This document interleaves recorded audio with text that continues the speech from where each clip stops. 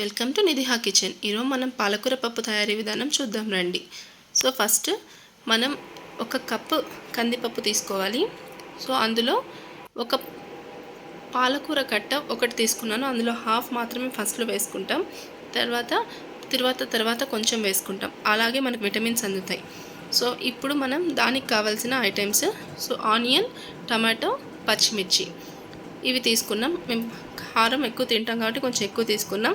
తర్వాత అది బాగా వాష్ చేసుకొని ఒక 2 గ్లాసెస్ వాటర్ వేసుకోవాలి. తర్వాత తరిగి ఉన్న పచ్చిమిర్చి, తర్వాత టమాటో, అలాగే నెక్స్ట్ ఆనియన్ని కూడా తరిగాం కదా, సో ఆనియన్ ఆ 3 అందులో వేసేసుకోవాలి. వేసుకున్న తర్వాత ఆల్రెడీ ఒక చిన్న టేబుల్ స్పూన్ పసుపు కొంచెం తీసుకొని వేసుకోవాలి. పసుపు తర్వాత ఒక టేబుల్ స్పూన్ సాల్ట్. ప్రజెంట్ ఒక టేబుల్ స్పూన్ చాలు, తర్వాత మళ్ళీ కావాలంటే మనం యాడ్ చేసుకోవాల్సిందే, తప్పదు. నెక్స్ట్ పాలకూరని ఒక హాఫ్ కట్ట మనం ఇందులో డ్రాప్ చేసుకున్నాం. ఇంకో హాఫ్ పక్కన ఉంది, అది లాస్ట్లో చూపిస్తాను. సో ఇదంతా హాఫ్ కట్ట మాత్రమే. కొంచెం జీలకర్ర, అలాగే మీరు ఒక 2 టేబుల్ స్పూన్స్ ఆయిల్ కూడా యాడ్ చేసుకోవచ్చు, టేస్ట్ బాగుంటుంది. ఇప్పుడు అన్నీ పెట్టి మనం 2 విజిల్స్ వచ్చేంత వరకు వెయిట్ చేయాలి. విజిల్స్ వచ్చిన తర్వాత ఇలా వస్తుంది. సో ఇలా వచ్చిన తర్వాత మనం ఏం చేయాలి అంటే కొన్ని వాటర్ పక్కన పెట్టేసుకొని మనకి ఇంకా ఎంత సాల్ట్ కావాలో చూసుకొని సో మనం దాన్ని మొత్తం స్మాష్ చేసేసుకోవాలి. స్మాష్ చేసేసుకున్న తర్వాత మళ్ళీ మనం తిరువాత పెట్టుకోవాలి కదా, దానికి కావాల్సింది తెల్లగడ్డ, అలాగే ఎర్రగడ్డ. ఇప్పుడు చూడండి, బాండిల్లో ఆయిల్ వేసాం. ఆయిల్లో మనం ఇప్పుడు పోపు దినుసులు, ఎండుమిర్చి ఒక 2 ఎండుమిర్చి తీసుకున్నాను. సో దాన్ని కట్ చేసి వేసేసుకున్నాను.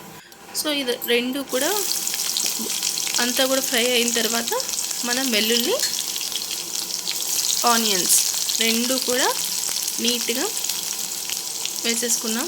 మనం ఎంత కట్ చేసుకున్నామో అంత వేసుకున్నాం. హాఫే తీసుకున్నాను ఆనియన్ని. సో వెల్లుల్లి ఒక 5 తీసుకున్నాను. నీట్గా దాన్ని మనం ఇలా ఫ్రై చేసేసుకోవాలి, అవి గోల్డెన్ బ్రౌన్ వచ్చేంత వరకు. అయిన తర్వాత మనం దాన్ని ఆల్రెడీ మనం పప్పు స్మాష్ చేసాం కదా, అందులోకి డ్రాప్ చేసేయాలి. డ్రాప్ చేసిన తర్వాత మళ్ళీ అలా మనం మిక్స్ చేస్తే మనకు ఫైనల్ అవుట్పుట్ రెడీ అవుతుంది.